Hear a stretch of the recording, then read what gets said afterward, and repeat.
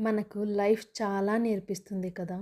ఎన్ని బాధలొచ్చినా, అరే! ఇంకొకసారి మంచి జరుగుతుందేమో, ఇంకొకసారి మంచి జరుగుతుందేమో, ఈ చెడు కూడా మన కోసమే, మంచి కూడా మన కోసమే.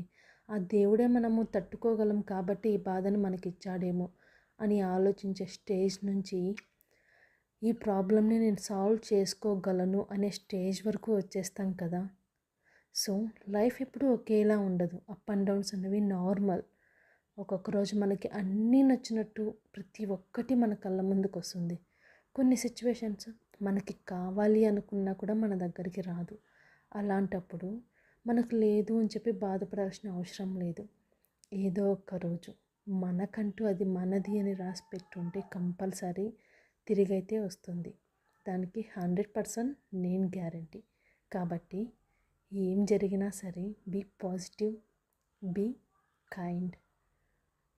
అప్పుడు జరగాలి కదా అని చెప్పి నోటికి ఏది పడితే అది మాట్లాడేయడం, ఏది పడితే అది చెప్పేయడం అస్సలు చేయకూడదు. ఓకే? ఏది జరిగినా మన మంచి కోసమే అని మూవ్ ఆన్ అయిపోవాలి. అంతేకాని ఓవర్ థింకింగ్ అవ్వచ్చు అండ్ ఓవర్ స్మార్ట్నెస్ అవ్వచ్చు, అస్సలు చేయకూడదు. బట్ అది ఏదో ఒక రోజు రివర్స్ అవుతుంది. కాబట్టి బీ కైండ్.